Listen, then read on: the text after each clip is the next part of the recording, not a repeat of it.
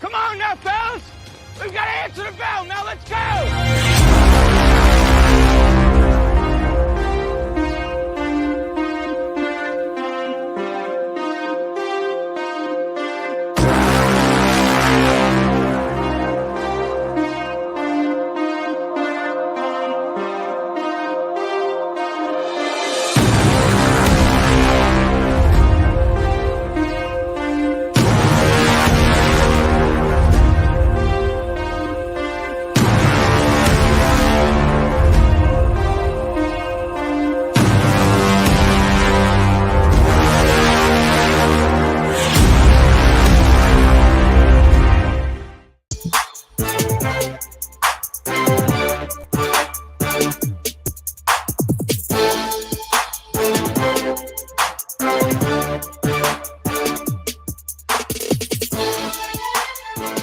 Good Wednesday afternoon. Feels like Tuesday, but it is Wednesday, Wild and Wacky Wednesday, in fact. And this is Main Street Sports Today, presented by Mid-Tennessee Bone and Joint. I'm Chris Yow.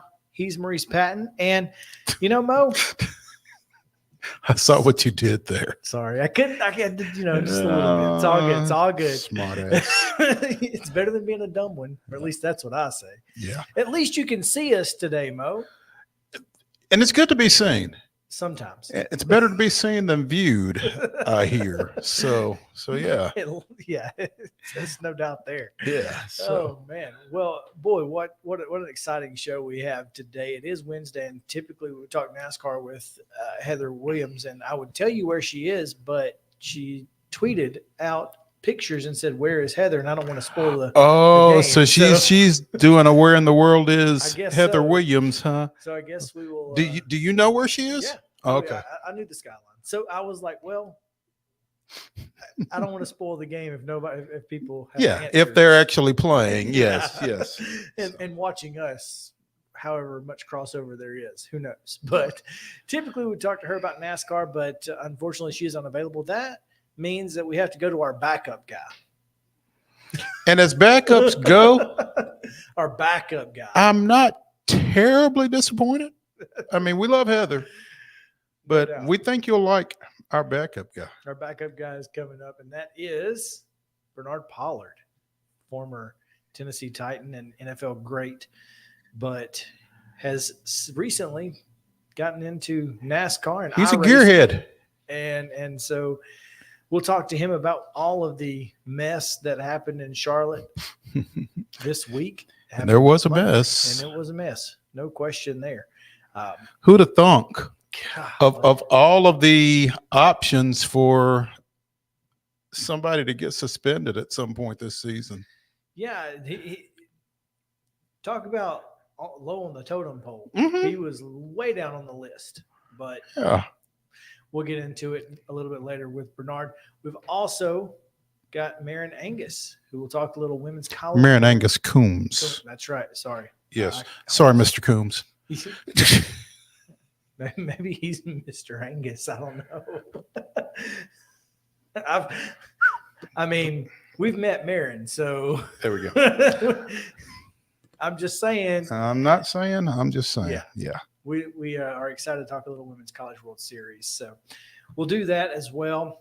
And we've also got some great top stories. Two things here in Tennessee that are pretty major news. And Yeah. we'll also talk about the Braves and some other baseball stuff. Anyway, Other baseball stuff. as much other We're baseball going to stuff as focus we can on other find baseball stuff. Yeah. today. But all of that and much, much more coming your way here in just a moment. But before we do anything else, we have to give you yesterday's results and today's schedule. It's not much, but it is what it is. And this Here is comes the rundown. This is the rundown. Major League Baseball action from Tuesday. The Chicago Cubs temporarily derailed the Tampa Bay Rays 2-1. It was St. Louis with a 2-1 win over their cross-state rival, the Kansas City Royals. Cincinnati with a 9-8 win over Boston.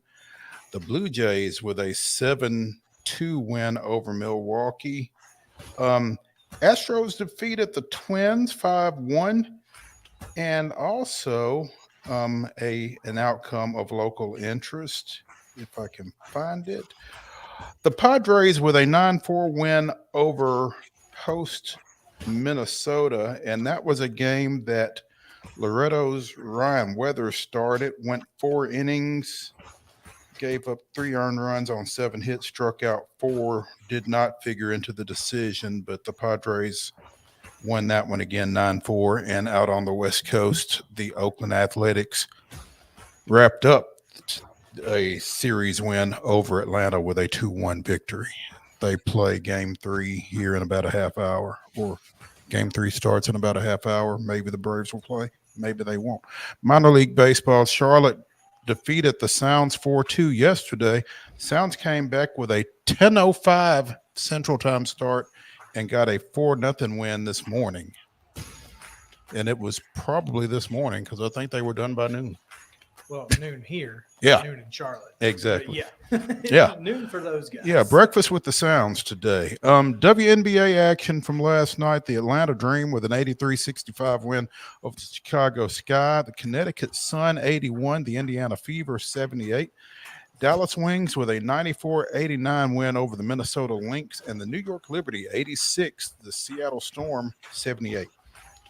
Today's schedule, as Mo just told you, the Braves and Athletics will conclude their 3-game set at 2:37 p.m. Not 2:36 and not 2:38. No, it will be 2:37 on the dot, as well as the Brewers at the Blue Jays at 6:07. What the heck is up with this? It's so weird. The Reds are at Fenway for their set with the Red Sox at 6:10 tonight. The Royals are at the Cardinals at 6:45. Sorry, Anonymous Ferret was covering who the Royals were playing. It's just an Anonymous Ferret. I don't know. Oh, my bad. 6:45 p.m. Twins are at the Astros at 7:10 tonight. Women's College World Series action tomorrow morning. Speaking of breakfast, it'll be breakfast with the Vols and Tide, as Tennessee and Alabama will kick things off in the Women's College World Series with 11 a.m. first pitch on ESPN, followed by Stanford and Oklahoma at 1:30, scheduled for 1:30. We'll see how that plays out. It will also be on ESPN. And that, folks, is your rundown.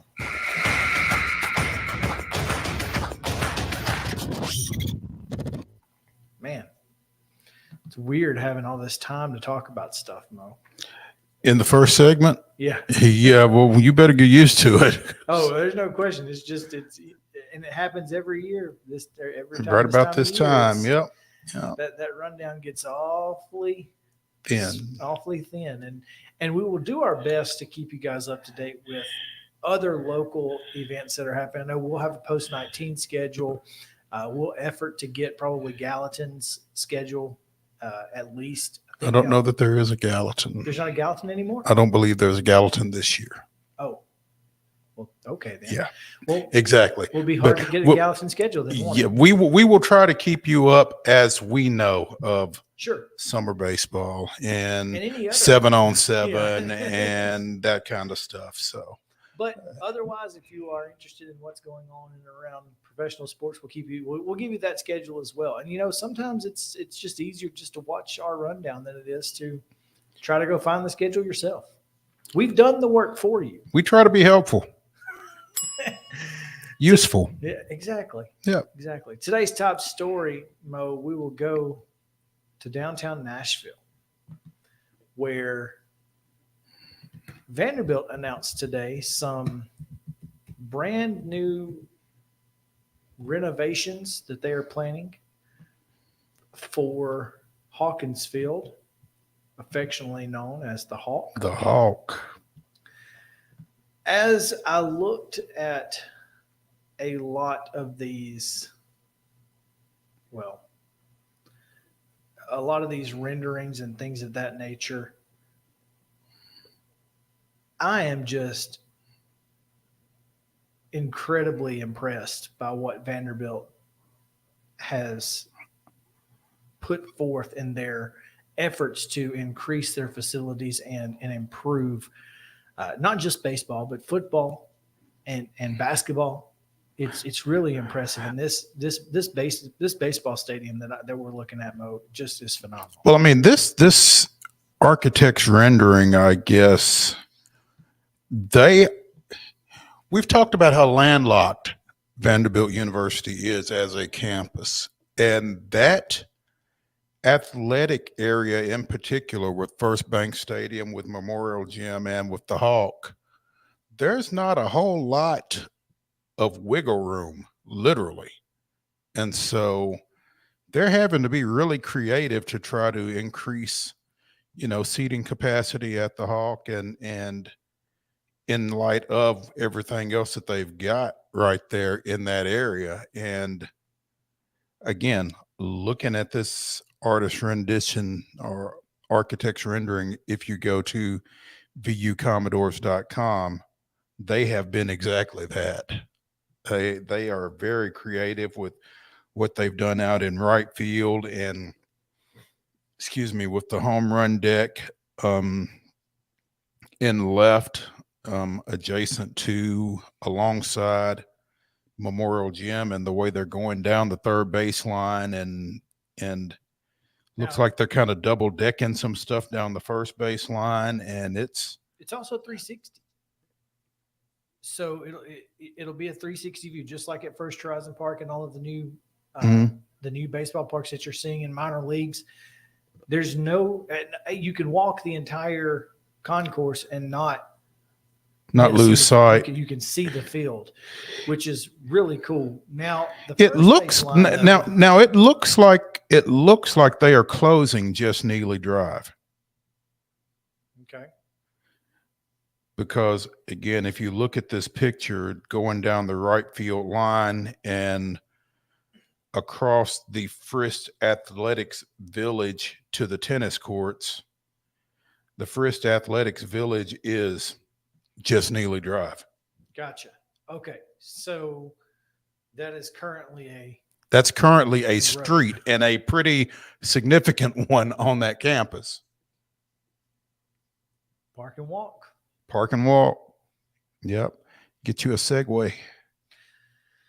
And honestly, I do find this interesting, because when I look at the right field line and down that first base line, boy, it gets tight down there about 3/4 of the way to the fence. And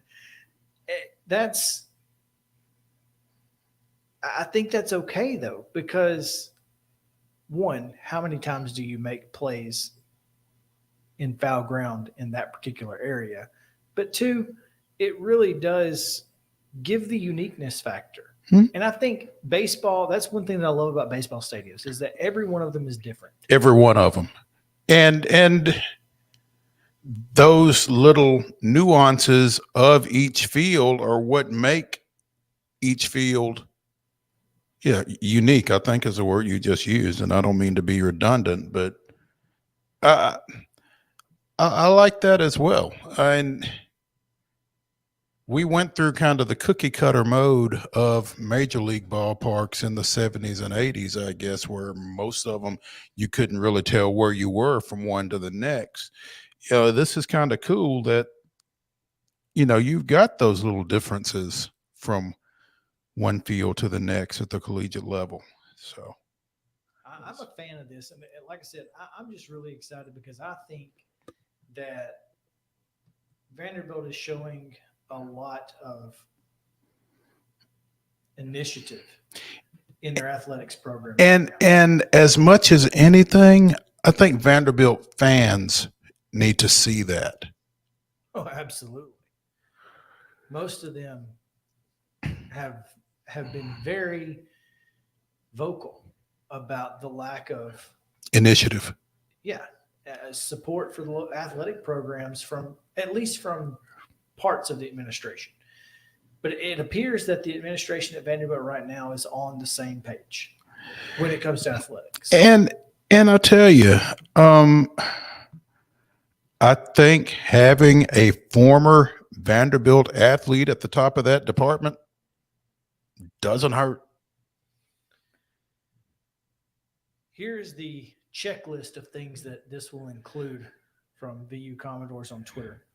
Second grandstand level, multiple innovative club spaces, so like the home run deck, and apparently there will be multiple.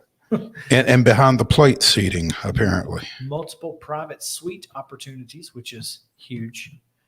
360-degree stadium experience, which we mentioned. Hawkins Field entry atrium. An instantly Instagrammable spot for all Vandy Boys fans. A new entry atrium beyond right field offers a place to meet before climbing the stairs to soak in the unforgettable view of the field. Yeah. I like entry atrium. That just rolls off. Mm-hmm. And instantly Instagrammable. Instantly Instagrammable.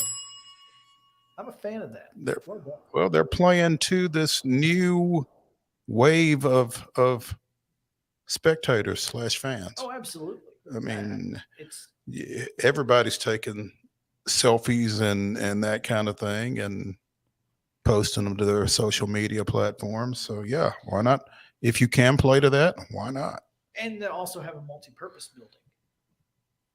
A new 20,000 square foot building beyond right field provides space for enhancing both the fan and the student athlete experience. So it's going to be fantastic. Now, here's the question, Mo, mm-hmm. because I don't want to just sunshine pump because it's still Vanderbilt. And we just talked about how there's been issues in the past. How quickly does this get built? That's a good question. And I'm not seeing any time references. Which, I mean, it's great to announce. That's got to be the big question. When? Start moving? Or when does it finish? And I guess it's TBA. Not to be confused with Thompson Bowling Arena. Which is where we're going here in a second, I guess, or now if you're done. Absolutely. That was my question. Huh? I didn't see any dates. I see no dates. I see no time references. So there you go. Yeah. And speaking of Thompson Bowling Arena, big news for Tennessee basketball fans. Jordan Josiah James, or JoJo James, or JJJ, whatever. Triple J. Yeah. He's got a lot of nicknames. Whatever it is, whatever you call him, you'll be calling him that. Call him a Vol. You can call him a Vol at least one more year, as he's announced he'll stick around with the basketball program. And this is a huge, huge get for Rick Barnes. The problem is that scholarship limits have been hit with all of the transfers coming in. How does he make it work? I don't know how he makes it work, but I guarantee he does. Oh, there's no question he's gonna. But is this an NIL extra scholarship kind of deal where he comes in as a walk-on? I mean, which I guess could happen. But I'll be interested. I just think it's a huge deal for Tennessee because obviously Jordan Josiah James gives them another massive guard option. And with the guards that they have coming into this program this year, oh my goodness. Gives them a lot of flexibility. I'm reading from Saturday Down South, Ethan Stone, about an hour ago. Josiah Jordan James is coming back for a fifth and final year at Tennessee. He announced via Twitter Wednesday afternoon. This comes as a bit of a shock, but a welcome one for Tennessee fans. The Vols have been right at the scholarship limit of 13 for some time now, following the transfer addition of Dalton Neck from Northern Colorado earlier this offseason. James's return means one of three things for Tennessee. One, he, a fringe NBA prospect, is returning as a walk-on. Two, another player will move to walk-on status, if you will. Or three, a scholarship player will have to exit the program prior to the start of next season. All signs point to option number one being the case in this instance, though that is not confirmed as of May 31st. There you go. So that's where we're at this moment. Vols are set to return two strong fifth-year veterans in James and all SEC guard Santiago Vescovi for 23-24. Ziegler, Meshack, Adu, and Awaka will be back for the Vols as well. Plenty of new faces will compete for minutes as well, including Necht, Harvard transfer Chris Ledlam, and USC Upstate transfer Jordan Gainey, who could be a potential walk-on candidate, according to Ethan Stone of Saturday Down South. It's not even mentioned in the top 20 incoming freshman class, featuring a pair of 4-stars and previously reclassified class of 22 guard Freddie DeLeon to potentially back up Ziegler at point guard. All that to say, Tennessee basketball will be absolutely loaded next season. No excuse. Let's see what Rick Barnes and company can do with all that firepower. No excuse. Still, you got concerns in the paint. Yeah, but and the way that he coaches, it certainly ain't 5 guards. So I don't know. It's going to be interesting. You got concerns in the paint. I mean, you need a rim protector, and none of the names that were called just then would jump out at you as that. Maybe Adu. Yeah, maybe Adu. Maybe Awaka.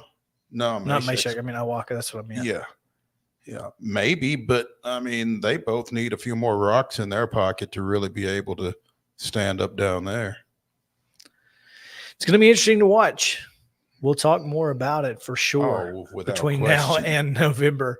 But right now we're going to take a break because Bernard Pollard is standing by, and we will talk a little NASCAR when we come back here on Main Street Sports Today, presented by Mid-Tennessee Bone and Joint. Back to the Lee Company studio right after this.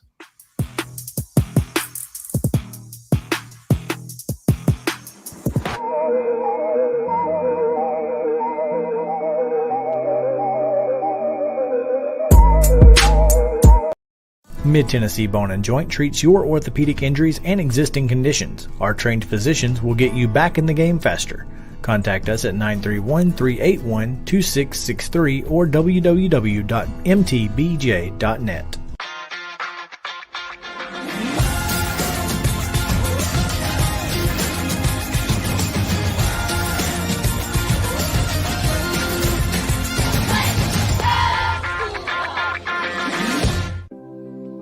Custom Stone Handler supplies over 600 distributors and suppliers with quality stone products. Along with River Stone, we produce and distribute over 100 building, landscape, and other bulk products.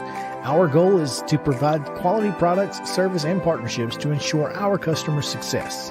We firmly believe that the measure of any person or company is how they treat other people and customers.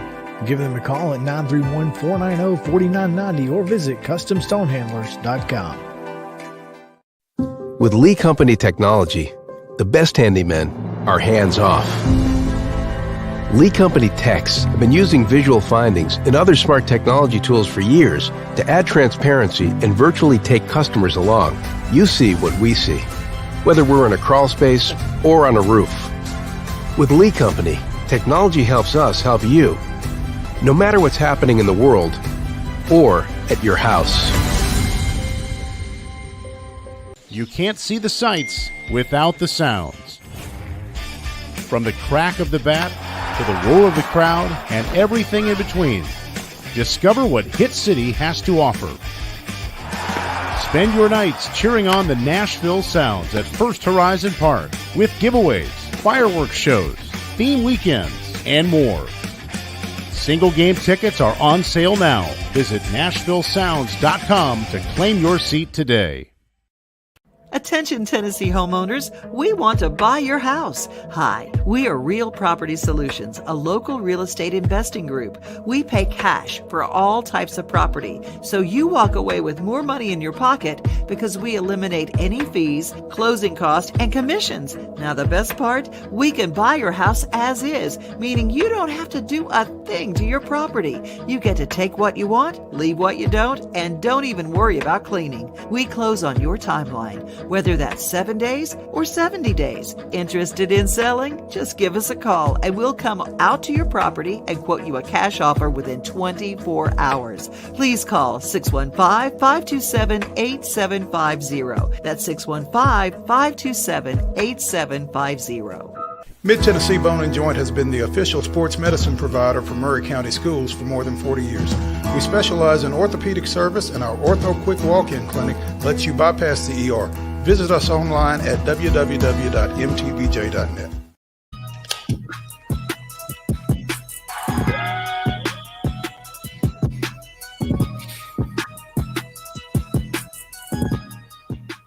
Welcome back in Main Street Sports Day, presented by Mid-Tennessee Bone and Joint. Chris Yow and Mo Patton here in the Lee Company studio. Glad to have you guys with us here on this Wild and Wacky Wednesday. The weirdest and wildest news from across the world still to come. You won't want to miss it. It's going to be a lot of fun. We'll react to that and much, much more. We've got a lot to talk about. Of course, Women's College World Series still coming up with MAREN, ANGUS, Combs, and more. But now we go to the Real Property Solutions Hotline, Mo, with our backup NASCAR guy, Bernard Pollard. At Crush Boy 31 on Twitter, former Tennessee Titans defensive back and current NASCAR analyst Bernard Pollard joining us here. Mo, you giving me titles, man. I'm not an analyst because I definitely don't know a lot of the stuff that they talking about. But Chris, you confirm you're going to be the one I fight first when you say I'm the backup, bro. It is what it is, man. Look, and as far as backups go, we could have done much worse. Bro, I'm fighting you on site. Mo, I was gonna fight you, but I'm definitely getting Chris. And we give you the analyst title, Bernard, because of the three of us currently on this show, you know the most. Yes. And it's not close, probably. And it ain't, second ain't close. So yeah. And before we really dive into NASCAR, Bernard, we as we've done this show, we really have developed an appreciation for folks as backdrops. Right. And that's solid. Yeah, it doesn't. That's some good stuff back there. A lot of game balls. I'm not sure what the Archer is up there, but yeah, man, sure that's Southside, baby. That's my high school. So I was I'm inducted into the Hall of Fame, Indiana High School Hall of Fame. I'm inducted into our my high school. My jersey was retired. So yeah, man, that's who we be. Southside pride, baby. Okay. I thought he might have been involved in a Bo Jackson archery contest these days. You know, Bo's all about Bo it. So I was just curious. Yeah, maybe you won some kind of prize in that. But no, that's even cooler. Yeah, man. Yeah. Nothing like Bo, but yeah, I'm definitely I guess I was up there a little bit. That's awesome. Bernard, I'm not sure what the bigger news is out of this weekend's NASCAR, that Ryan Blaney got the win over at Charlotte, or that Chase Elliott's going to sit for a little bit. Yeah. In the aftermath. What are your thoughts? Well, look, Mo. I mean, for me, watching this sport the last 3 years, it's been truly a blessing. And let me say, the fans are phenomenal. Like, building the relationships with so many people. The drivers they're great. But seeing Blaney pull down a victory in Charlotte, it took long enough. The weather and everything, obviously we don't control that, so thank God for the let up. But to see Blaney pull down the win was awesome. For me, I was doing a lot. So to the Chase Elliott situation, I was on Twitter, and I'm going back with Freddie Kraft and so many other dudes talking with men and women about this incident, man. And I thought, it was a bounce off the wall, and potentially, he got into Denny by accident, and I thought it was an accident. I'm still green with a lot of this, but a lot of the fans looking like, yo, Bernard, and we had a guy come. He showed me a chart, and that's the phenomenal thing, Mo. When you talk about this sport, it's the tech, just the teamwork, all of the stuff. When you have problems like this, where you have situations that arise, right? We know that these men and women are their eyes, their hands, their feet. They know how to drive this car. They need, obviously, the car and the team to be able to help them to do what they do on the track. Now, I was shown a graph, and this chart showed me how it was a drastic turn with Chase turning his car left into Denny Hamlin. And that right there, I gained more appreciation for the sport and for the tech behind the sport. And for so many people that have never watched the sport, that don't want to give it a chance, man, this sport is phenomenal, because this showed a lot of people that these dudes and these women, they're professionals. They know how to control these cars off a wall, going into, a 3 wide, whatever it may be. And I was just like, dang, they got my dog. And Chase Elliott is a phenomenal driver. He is, his following is tremendous, but he was in the wrong. So, I think that's going to be bigger news than Blaney winning. It sucks that we say that, that's overshadowing, and I shouldn't say that it's going to overshadow his victory, but this is big news for him. Blaney snapped a 59 race. It was a long one. Yeah. Is that right? Yeah. Blaney's not seen victory lane in a while. But I friend of the show, Ryan McGee, tweeted something out in the aftermath of the announcement of Chase Elliott's sanctioning, and said that, the one thing that you don't do is hook somebody in the right rear. Yeah. That's rule number one. Mm-hmm. Yeah. In NASCAR. And it's going to get you. I mean, Bubba did it last year and he got suspended for a race. Chase did it. He got suspended for a race. And I think that's a huge thing for NASCAR. We've talked about how inconsistent NASCAR is with their penalties. That was huge for them. I think it showed that they are really serious about this particular type of incident. I did think it was a little funny, I'm not going to lie, because it was mentioned last week, Mo, how we talked about how it didn't matter if Brad Keselowski was on the back stretch and the wreck happened on the front stretch, it was Brad's fault.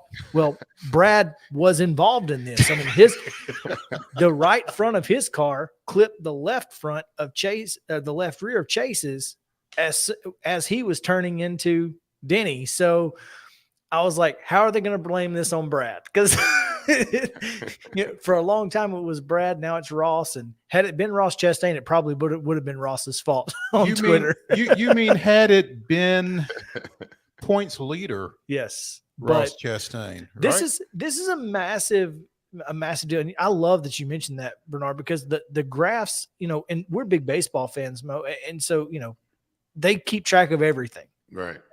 Same thing in NASCAR. It's so cool, and I love to see it. And that's what I think, it was really important for NASCAR to show that they were consistent and serious about this rule, even with as you mentioned, NASCAR's most popular driver. Yes. However many times in a row, umpteen. So how important was that for you to see the consistency from them?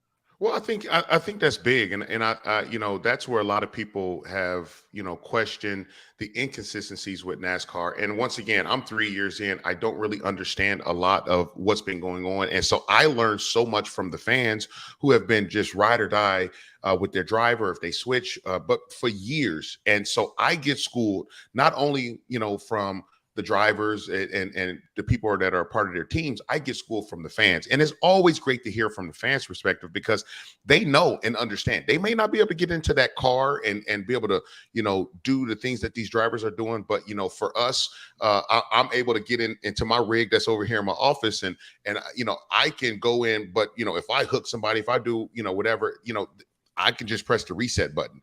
These drivers, that's a safety issue for them. So I think, when NASCAR stepped up and did what they did, and Bubba did it, some races back this year, and he was penalized for it, and they followed up, did the same thing with Chase Elliott. But I think, I think the bigger thing is Corey LaJoie gets an opportunity to step into equipment that could potentially, he gets to audition, for Mr. Hendricks. He gets to audition for other people to see what his future holds. And I'm just talking, right, just from as a competitor.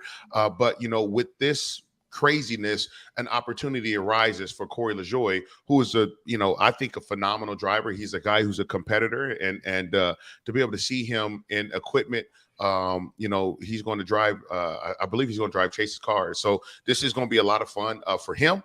It's this opportunity for him, but then for the sport, for his fans, they get a chance to see him, do some big things as well.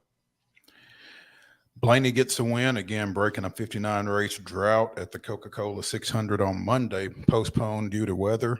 William Byron finishes second, followed by Martin Truex Jr., Bubba Wallace, and Tyler Reddick in the top five for the 23. Yeah. Just checking them off at this point. 3, 4, and 5, all Toyotas, for what that's worth. Toyota's owning right now. Yeah. So, as I mentioned, Chastain tops the driver standings heading Despite into this wrecking. weekend. Blaney 2, Byron 3, Kevin Harvick 4, and Truex Jr. 5. So, and Trackhouse Racing is the owner leader. Chevrolet is the manufacturer leader. We're big Trackhouse fans here. Yeah, who was it that we had on? Ty? Yeah, Ty Norris. Yeah. So yeah, we're big Trackhouse fans. That's big, man. They're doing big things. They are. We like keeping up with them. We just hope that Chastain can kind of keep his nose clean from one week to the next. And any week that, we're not really talking about him, it's probably a good week. This is the first time we haven't talked about. Of course, he wasn't in the top 5 either. Because he wrecked. Yeah. Where did he finish? I'm not sure. It was obviously back in the pack. 22nd. Yeah. Not the only drama, though, with Chase Elliott. Eric Almirola shoves Bubba during I guess it was a red flag. And what was that about? Did you ever hear anything or see anything about that? So I actually caught that late, Chris, and we were moving around doing different things, and I was stuck cooking food because we did everything on Monday. Yeah, man, I got a chance to see the video, and I'm one for, I love the fact that we get a chance to be able to see these drivers' skill set and be able to see their frustrations firsthand, right? And I tell a lot of people, especially after the competition, you're going to see frustration. If you stick a mic in my face right after I just played a football game, you're going to hear some things that you didn't want to hear, or you're going to potentially see some things. If I'm right next to my competitor, you're going to see some things that you probably didn't want to see. So in this situation, it was said that Eric was him and Bubba was having a discussion, and Bubba had cursed at him. And so, I went back and forth on Twitter, with this whole, situation. And for me, as I've been watching it in 3 years, Eric Almirola I'm a fan of his just because the dude is just so chill. I'm a fan of all the drivers, right? But Eric Almirola is just chill.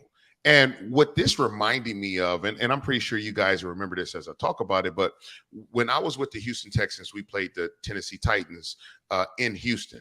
And Andre Johnson, who is probably one of the coolest, calmest dudes you'll ever meet in your life, was poked by Cortland Finnegan.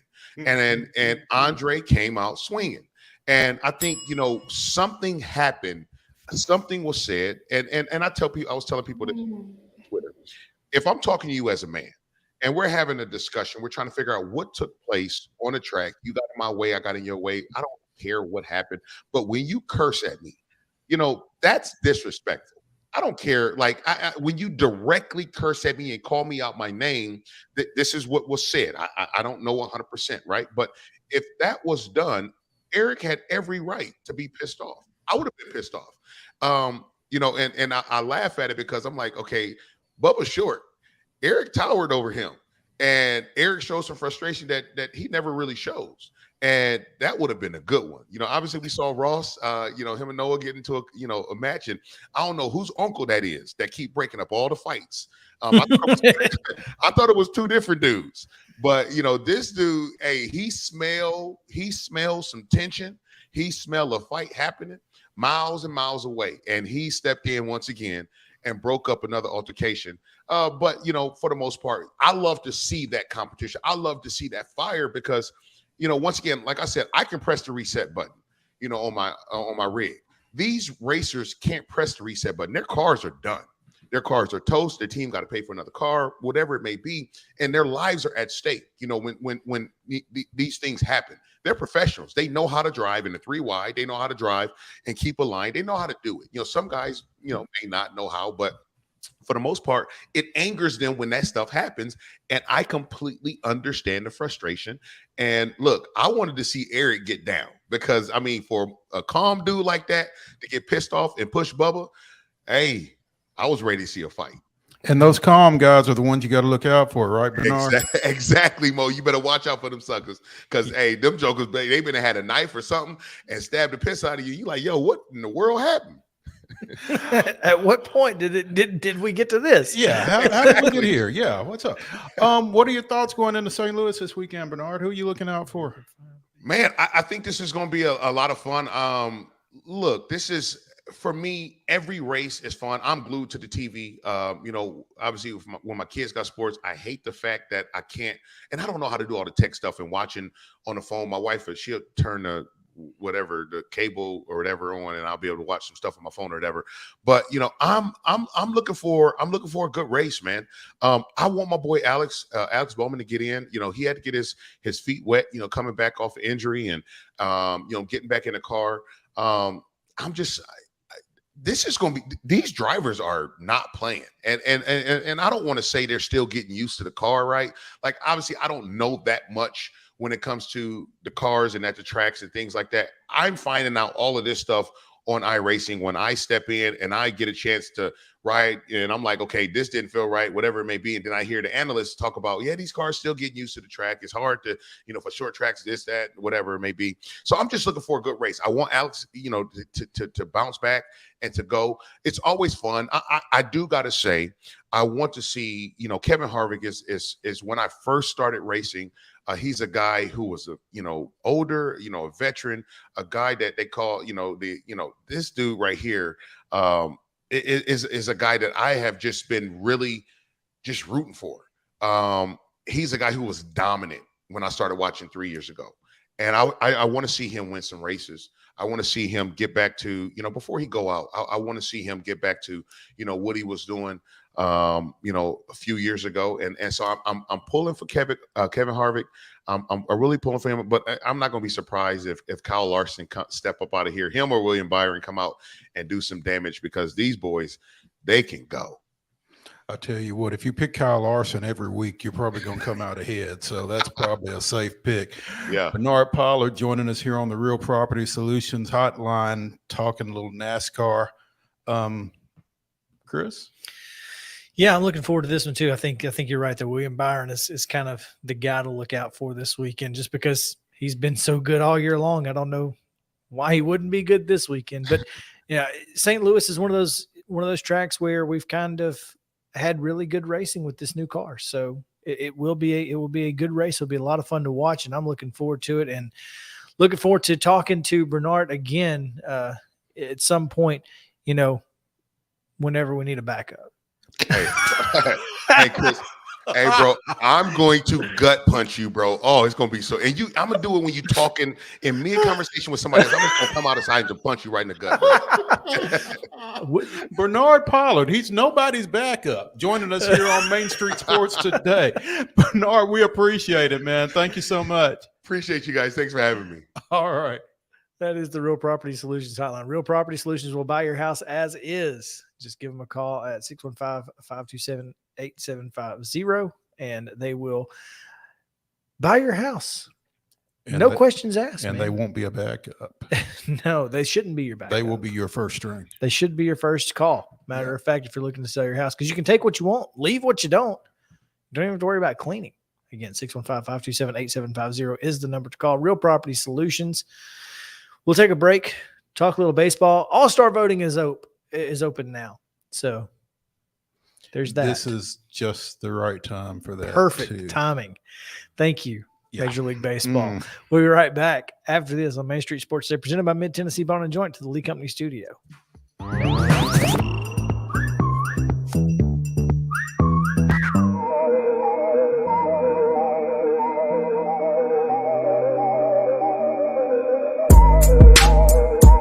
Tired of hanging lights every year? We get it. That's why Southern Nights is here to help. We install programmable lighting on your home or business so you can enjoy beautiful, customizable lighting all year round. No more ladders, tangled lights, or cold nights outside. We do the work, you do the celebrating. Call Southern Nights today and take the hassle out of holiday lighting forever. For a free quote, give us a call at 931-241-3074 or visit our Facebook page at Southern Nights. You've been putting back a few, and a few becomes a few too many. For a moment, you think about calling for a ride. Nah, you live nearby. What's the worst that can happen? You get pulled over, your insurance goes up, you lose your license, you total your car, you kill someone. Vroom, vroom. Time for the Rackley Roofing 200, and it is going to be June 23rd out at the Nashville Super Speedway. And we partnered up, all of us here at Main Street Media TV, and we have joined with Rackley Roofing to send you. Yep, what you got to do to win? All you got to do is go to your favorite Main Street Media website, look for the Enter to Win banner, click there, and you're in. Like Flynn. Isn't that cool? Main Street Media TV and Rackley Roofing sending you to the races.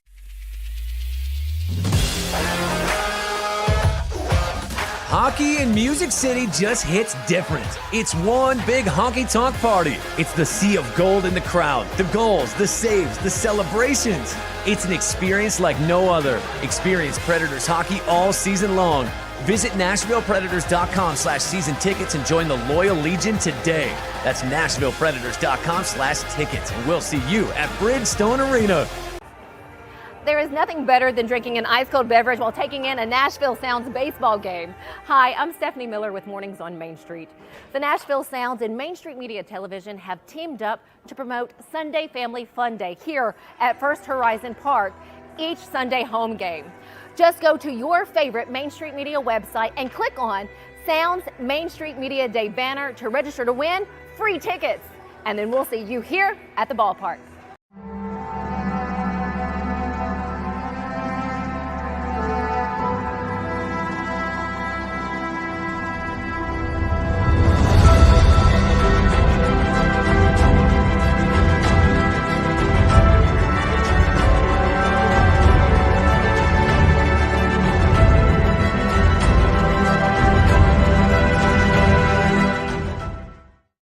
May 31st, 1976, Ted Turner picked up the tab for the next game for nearly 3,000 Braves fans after a Marty Perez error set up a 6-run 8th-inning rally in a 10-7 loss to the visiting Padres. Following the defeat, Turner, who was, of course, the owner of the team, so he could do this, invited the 2,994 fans in attendance to return for the following night's game as his guests. That was this day in Braves history. What time does the game start? What time can you be here? Yeah. I don't think Ted Turner would be very pleased with the last 18 innings that this Braves team has played either. But Ted would have been in the clubhouse last night. Water coolers thrown. 32-23 and all. I mean, and again, we talked about this a little bit yesterday. This is the Braves fan base is a college football fan base. And so but it's the A's. Well, it's the A's, and the way it went down in the ninth. I mean, Iglesias walking the bags full and Riley booting a 2-hopper to let the winning run score. Brutal. It was rough. Last night was rough. Listen, I mean, Monday night, was explainable. Last night, not so much. And again, they lost 2-1. I don't know where the offense has gone. 7 of 9 innings yesterday, we sent the minimum to the plate. Yeah, because Ronald got picked off that one time. 7 of 9 innings. Against the A's. Against I mean, look, it's a little ridiculous. Now, if I've said it once, I've said it 1,000 times. They drive Mercedes too. And I'm sure that, 10 and 45 starts to weigh on you after a little bit. Maybe they smell blood in the water. I don't know. This is peak Braves, though. And I said it yesterday. It's peak Braves. It is what it is. Here's my question, and I put it in the tweet. Is being a closer for Atlanta just a hard job? You wouldn't think. I mean, is this the curse of Craig Kimbrell standing in the bullpen? Until you do right by me. I mean, we got him as 400 save. You'd think that broke it. But seriously, I mean, it's AJ Minter. He wasn't a very good closer for Atlanta. Great in the setup role for many years. Will Smith, great everywhere. Except here? Except in Atlanta. Well, other than the postseason. Raciel Iglesias was first time he's given up multiple walks in an inning in forever. I mean, this is a guy who last year had a sub-1 ERA in the 8th inning. Yep. And it's not like he can't pitch in high leverage. That's all he's ever done. Right. So what is it about pitching in the closing role for the Atlanta Braves that's so difficult? Here's the thing, though. I don't know that Raciel Iglesias is having a tough time closing for Atlanta. I think Raciel Iglesias had a tough time last night. I can understand that, sure. And when you're the closer, and I'm not telling you anything you don't already know. When you're the closer, everything is magnified. Everything. I mean, you're supposed to go out there and be nails every night. That's literally in the job description. I mean, and nobody is. Right. But it's the A's. We keep going. It's the A's. Yeah, it's a bad, certainly a bad time to not be nails. And here's the thing, Atlanta was 17-7 coming into this series on the road, and had been fantastic on the road. And I mean, the road wins had been keeping this team afloat. And to drop 2 to Oakland just doesn't make any sense. I told you on, I guess was it Monday? On Monday, the Braves' expected batting average was over 300. The A's was under 150. Yesterday, 348 for the Braves and 196 for Oakland. Just a lot of unlucky things happening to Atlanta right now. And that's just that. It's baseball. It is baseball. And sometimes you're unlucky. And baseball don't give a darn about who you're playing or who you are. It really doesn't. Yeah. So you can make fun of talking about the baseball gods or whatever. I'm telling you, baseball is the ultimate law of averages game. Yeah. And when you're successful 3 out of 10 times, you're great. At the plate, anyway, you're great. Now, I mean, when you're successful 3 out of 10 times in the closer role, you're not going to be the closer for very long. Yeah. So, but yeah, it's baseball is a game of failure. It is. So, and it's how you handle the failure. Do I think that Brian Snitker needs to have another closed door meeting? No. But do I think no, because Brian Snitker is part of the problem. But do I think that this team needs to at least have a conversation within itself about why they need to be better. Do they need to have a conversation with themselves, or do they just really need to have a short memory and get refocused? Well, and that's a possibility. I mean, you can have like, maybe that's what the conversation needs to be. Guys, quit worrying about it. Yeah, you can't wear this. Yeah. So can't wear the Quickcrete patch either. Apparently the Braves are 5-7 since the Quickcrete patch made its debut. They have lost, I think they're 10-13 in their last 23 games. Now, I don't know the specific dates that Kyle Wright and Max Fried went down, but it feels like there is it feels like those two are pretty close to chronologically the same time. And this is coming from an Orioles fan, one of our favorite Twitter handles, Die in the Gulch. Going East Coast to West and having to play in the Coliseum always sucks, no matter how good you are. They'd hang 15 if they were at home. And that's not untrue. Not only is it East Coast to West Coast, they had a weird time differential in the first it was game. Sunday night and early Monday. Yeah.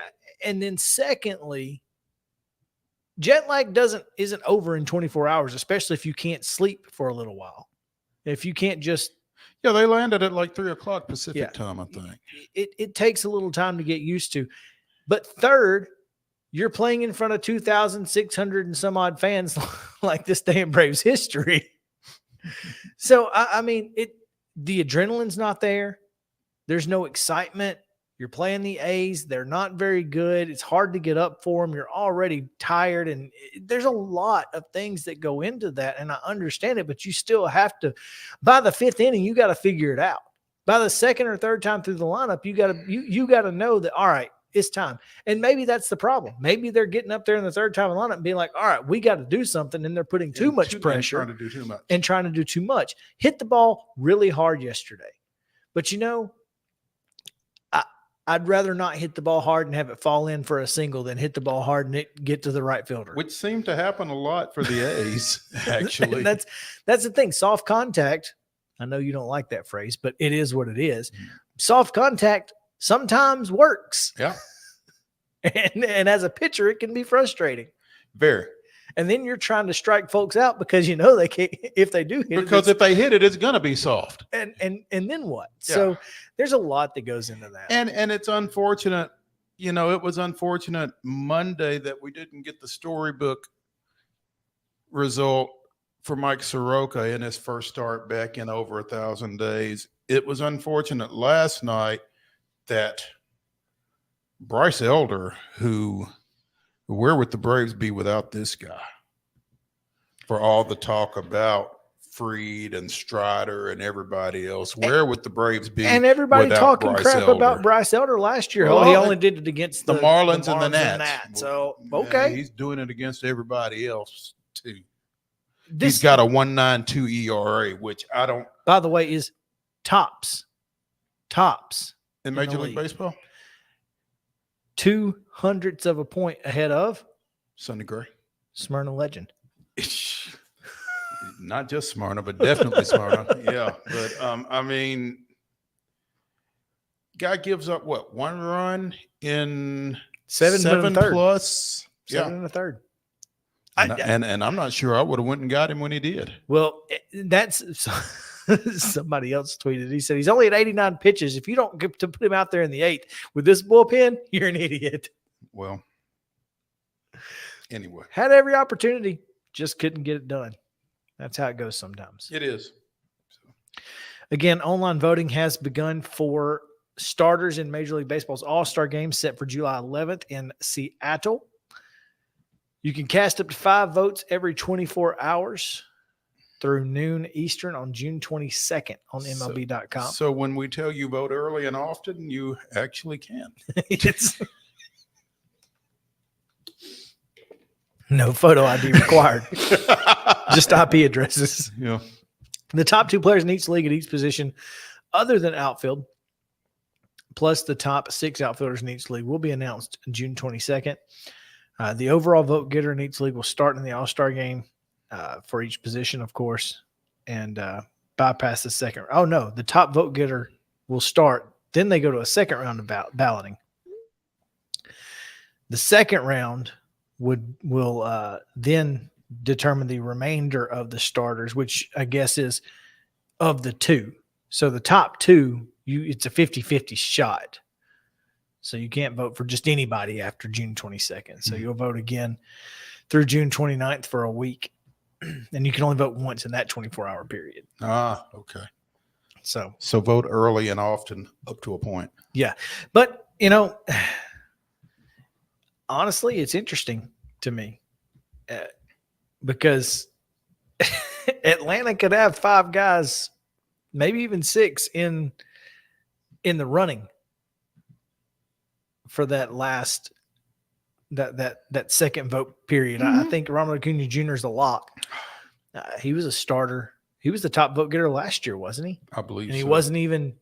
He wasn't half as good as he was. Yeah, as he was. this He year. wasn't.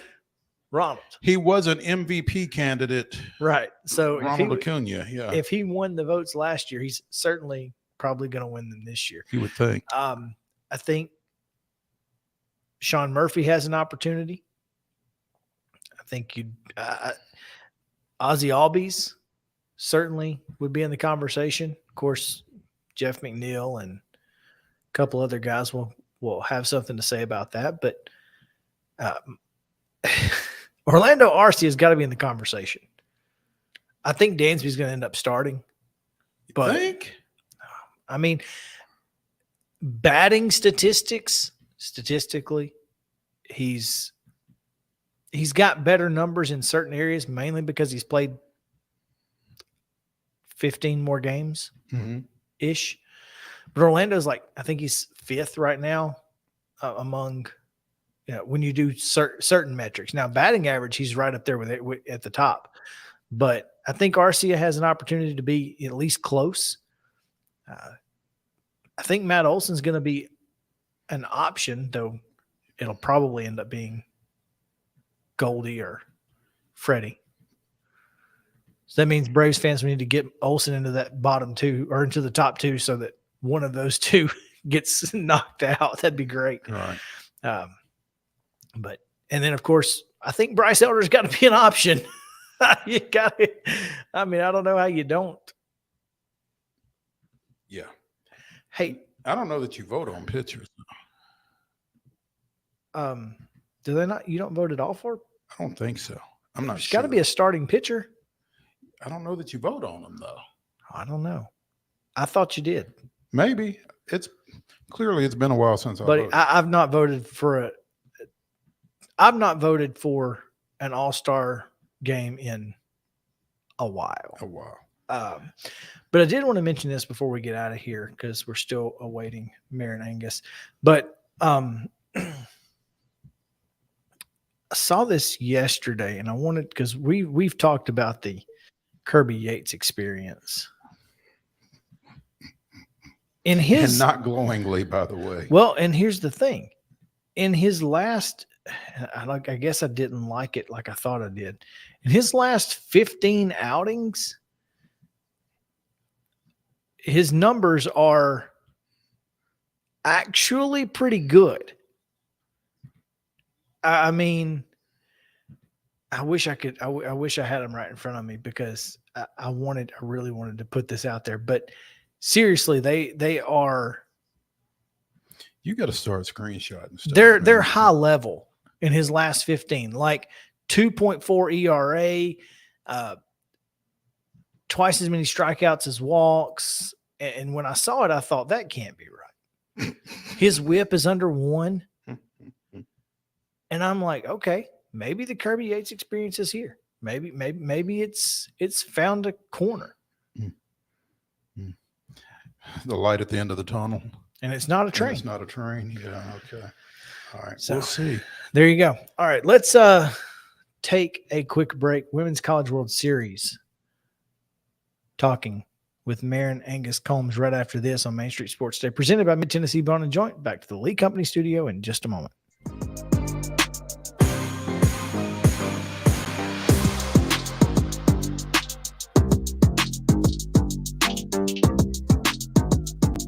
Mid-Tennessee Bone and Joint treats your orthopedic injuries and existing conditions. Our trained physicians will get you back in the game faster.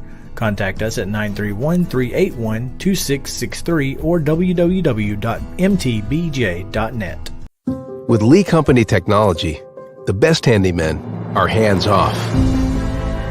Lee Company techs have been using visual findings and other smart technology tools for years to add transparency and virtually take customers along. You see what we see, whether we're in a crawl space or on a roof. With Lee Company, technology helps us help you, no matter what's happening in the world or at your house. Jones & Lang Sporting Goods here in Columbia has been outfitting teams, officials, and anybody else from T-ball to college for 50 plus years. Be sure and check them out at 931-388-8060 or online at jonesandlang.com. Jones & Lang Sporting Goods, the look of a winner. Zion Christian Academy, zioneagles.org or 931-388-5731. You can schedule your appointment. Go tour their campus. It is beautiful over there, and you're definitely going to want to see it. Again, it's zioneagles.org. Give them a call, 931-388-5731, and schedule your tour today. A game without a crowd is just a scrimmage. A performance without an audience is just a rehearsal.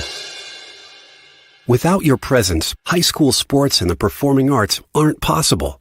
Ensure that these essential extracurricular activities continue to enrich the lives of students in Tennessee.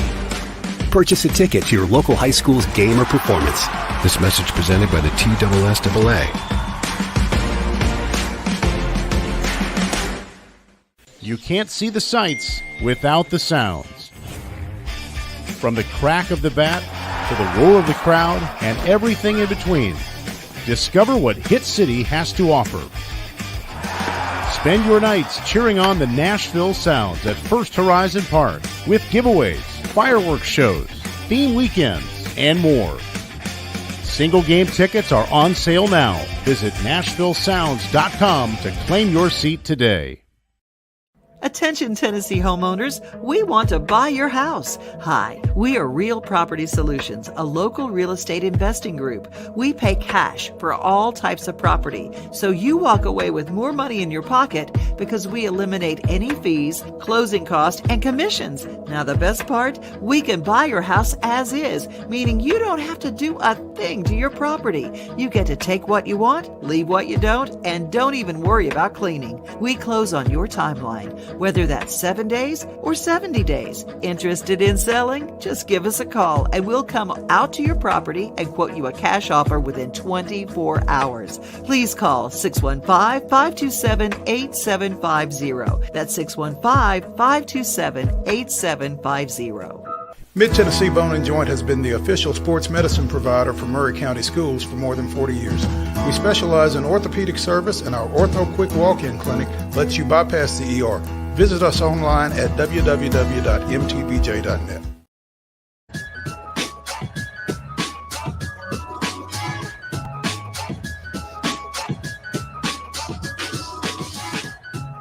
Welcome back in Main Street Sports Today, presented by Mid-Tennessee Bone and Joint. Chris Yow and Mo Patton here with you on this fine Wednesday with the weirdest and wildest news from across the world still to come on Wild and Wacky Wednesday. But first, we go to the Real Property Solutions hotline because tomorrow morning we will have, there you go. It was a baby last week. It's a dog this week. We got MAREN Angus Combs as the Women's College World Series set to We always have a guest with MAREN. There's always a second guest, and that's okay. It's okay. I like to keep things exciting. Well, mission accomplished. MAREN Angus Combs joining us. So I take it you're not going to OKC. I'm not. I'm enjoying the forest of my backyard right now, and obviously enjoying the kisses from my dog, and repping the Nashville Predators today after what a week that's been. We not gotten as much into that as we probably need to with the coaching change, but we're excited about that. But as Chris was saying, 11 o'clock Central Time tomorrow, the All SEC matchup. It's kind of convenient how they did that, by the way. Isn't it? Awfully. Isn't it? It's very convenient, isn't it? It is. Isn't it ironic, don't you think? Yeah. Yeah, it's I tell you, I wasn't expecting it. I don't think a lot of people were expecting Tennessee, Alabama, to get things going, especially after Montana Fouts went down at the end of the season the way she did.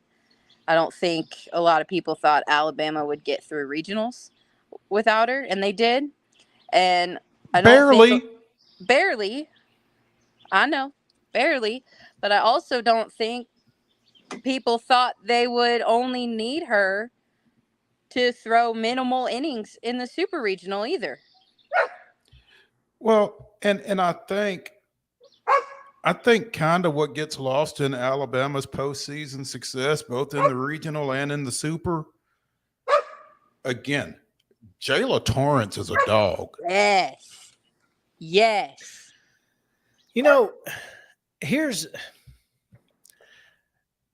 People may not have thought, and this, I mean, no disrespect to Middle Tennessee State in this, but Alabama's road here was not exactly bumpy. Well, that's because they never had to face the number 2 seed. Well, they never faced the number 2 because MTSU put them out. But Northwestern comes from, and sorry, MAREN, but the Big Ten, not a great softball conference this year. So they're super. But they did have to go to game 3, right? Northwestern won the opener. They did. They did. Absolutely, they did. But their supers wasn't. I mean, if it had been anybody else, Clemson, or if Bama had been seeded properly, they would have been on the road. Honestly, if Bama would have been seeded properly, that super regional would have been played at Northwestern. Right. It should have been the opposite. It should have been at Northwestern from the beginning. However, I have a theory. I know everyone has their theories. It's probably the right theory. You saw it. I know you did. Come on with it. I didn't. But for those who didn't, if you take these two teams and flip them the way that they probably should have been, Sharon J. Drysdale Stadium in Evanston only holds maybe 1,000 people. The Rhodes House in Tuscaloosa, with the berm, with everything, holds upwards of 6. So the biggest difference in all of this is ticket sales and money. And if you don't think that mattered to the NCAA, I've got some land to sell you. Right? Like, money makes the world go round. The NCAA, money, it's all about money, right? Like, so if you're looking at these two teams and you say, hey, you know what? I really think this is the matchup we want, but I think we're going to make a lot more money if Alabama hosts. Then I think Alabama's going to host. My dog agrees. Your dog agrees. You're 100% right. And so is your dog. I mean, and that's kind of where we're at this point. It's Alabama, if they have any excuse whatsoever to host an NCAA event, they're going to, because the fact is that the fan support warrants it. Right. Just is. It is what it is. Not to mention, you really want Montana Fouts' career ending on the road? I'm not going to go too far into that because I completely agree. But I mean, there's too many things that said to me that it was set up a certain way for a certain Montana Fouts' career almost ended without her getting into the circle. Almost. So, I mean, and at that point, if that does happen, then it's middle and Northwestern. At Northwestern. Anyway, that would be a disaster for the NCAA, right? Yeah, they're punching air. If I'm sorry to your producer as I walk in and out of the house, but my dog is like not cooperating. Just like, at least my kid slept through the last one. So, like, but puppy life must be rough. So aside from maybe Alabama, listen to you. Aside from Alabama, maybe should be here, maybe not. Obviously, these two have some familiarity with each other. What are you expecting to see? And again, we've talked about Montana Fouts, we've talked about Jayla Torrance, Ashley Rogers and Peyton. Is it Gottschalk? Gottschall. Yep. That's not a bad 1-2 for you in the circle either. I mean, what are your expectations out of this lid lifter in the morning? Here's the biggest difference with Alabama and Tennessee. Offense. Tennessee's offense is a freight train, and Alabama's offense it's there every now and then. It's not consistent like Tennessee. Tennessee is one of the top 2 offenses in the country, and it is going to be very difficult to outscore them. Even with the way their pitching is going right now. I don't know if Montana's ready for a full 7 innings. If she is, I'll be impressed. But I know Torrance is throwing well. I just don't think she's good enough to stop Tennessee right now.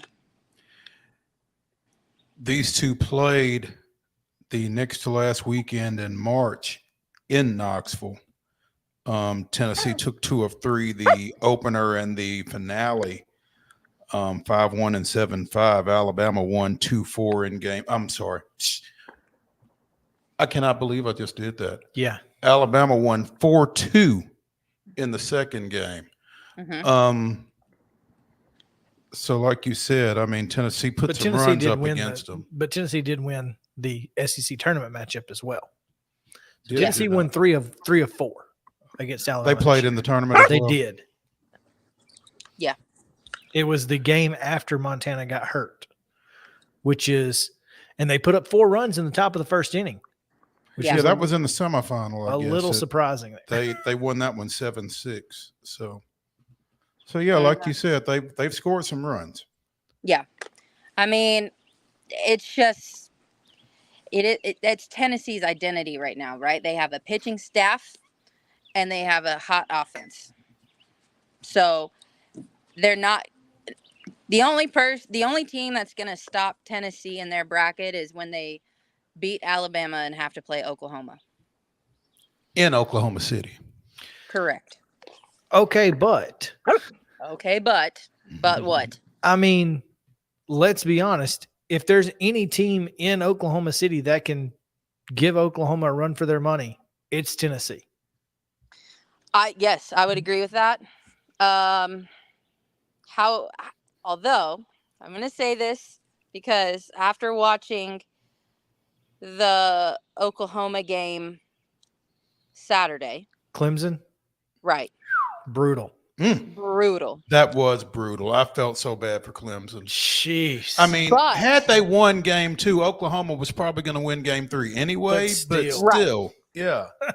Yeah. But what Clemson did was show that you can score runs on Oklahoma. Mm-hmm. How many pitchers did OU throw? 4? 2. Yeah, they just 3. 4. I don't know. I don't remember. No, I think it was just 2. No, hold on. No, it's more than 2. Nicole May started. Alex Turaco came in. Kristen Deal came in, and then Jordy finished it.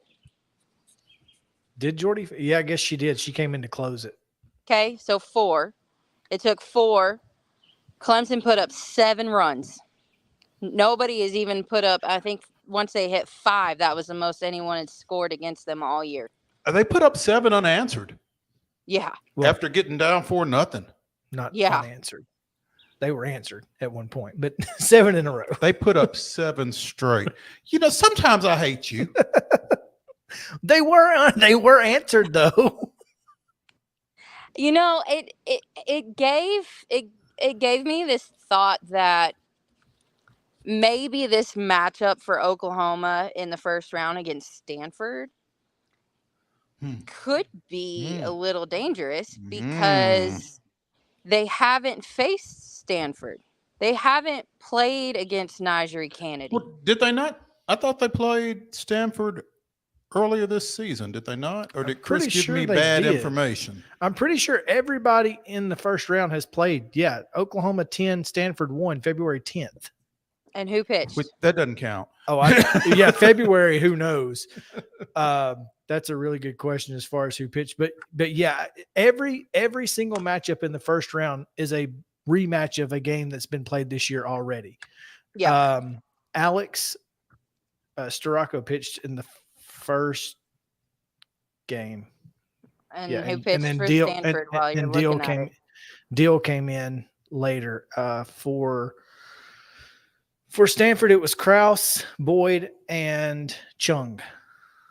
Notice they didn't throw their two aces. They did not throw Kennedy, and they did not throw Vaughter.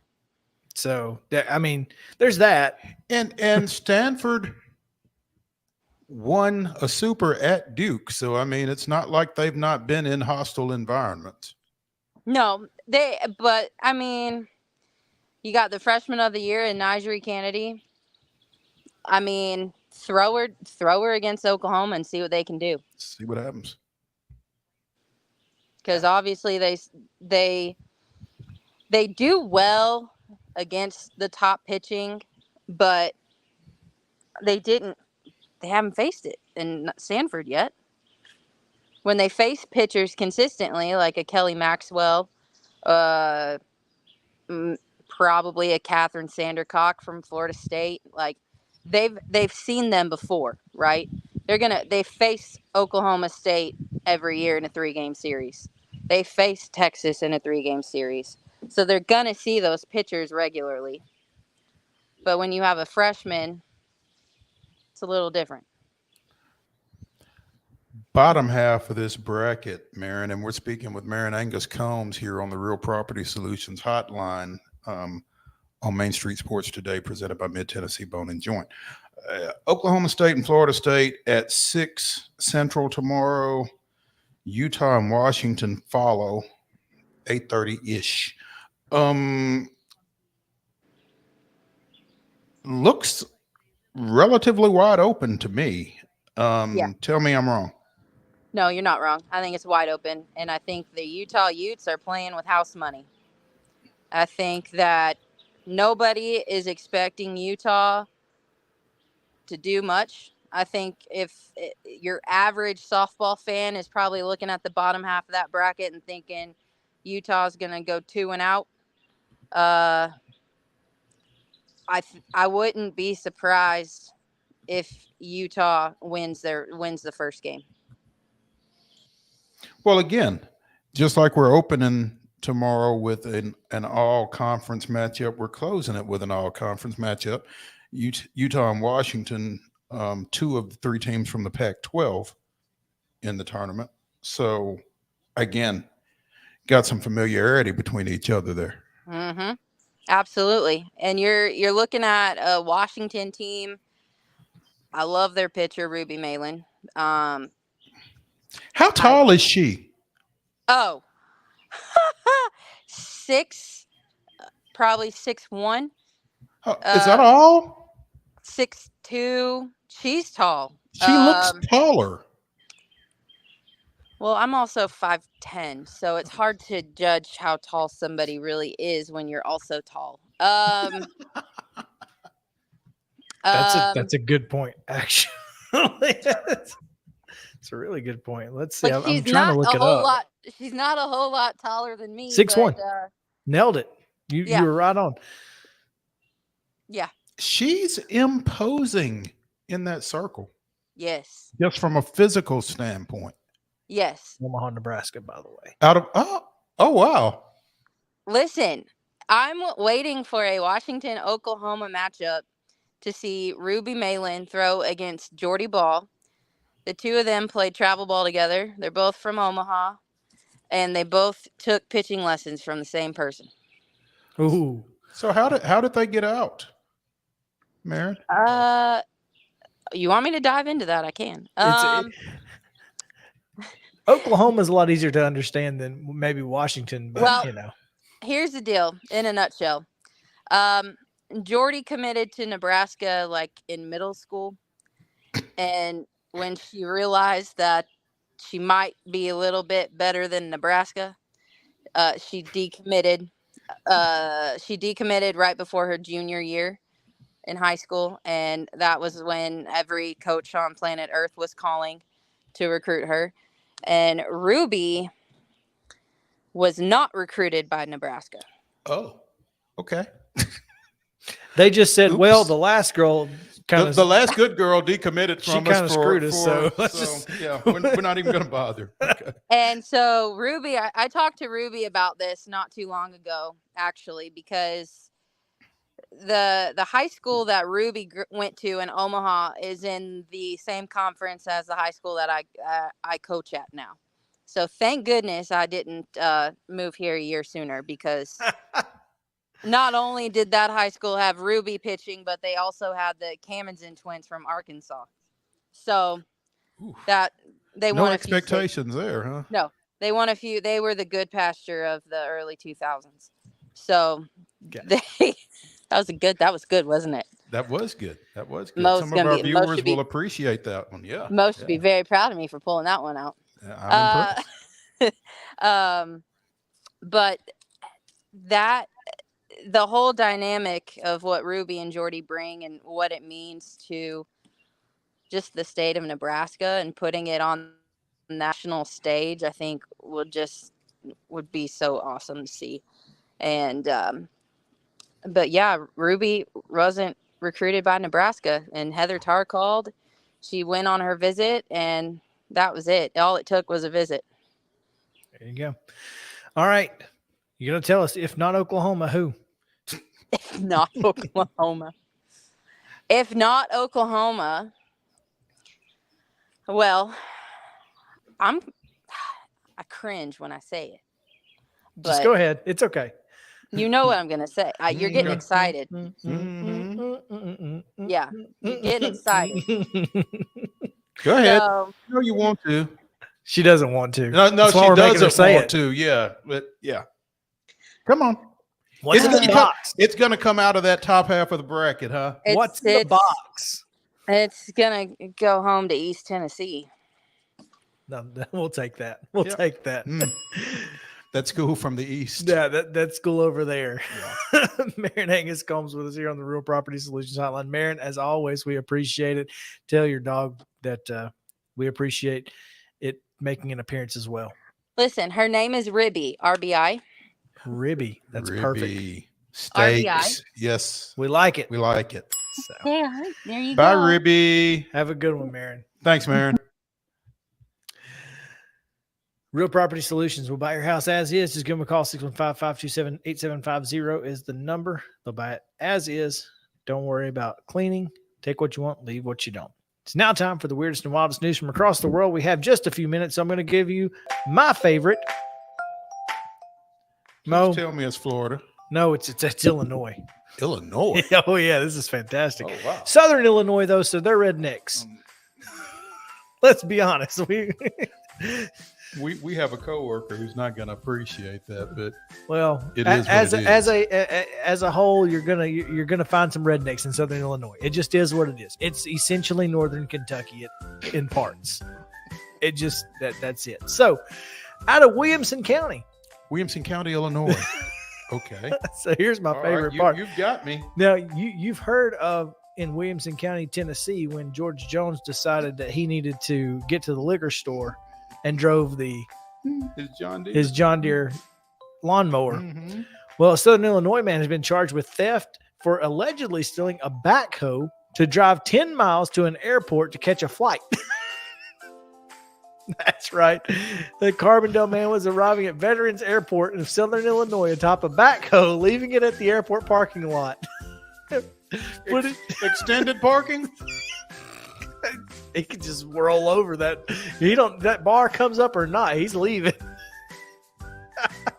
I bet they don't have much parking at the Veterans Airport of Southern Illinois. Especially for backhoes. Make your own parking if you got a backhoe. Come on, man. So the owner of the backhoe arrived at the airport a short time later, identified the equipment as belonging to his company, and the owner of the machine said that they typically move large debris and had been parked at a job site. So that's how he got it. But there you go. That's it for today. And that's a Wild and Wacky Wednesday. That's plenty. Yeah. Y'all have a good one.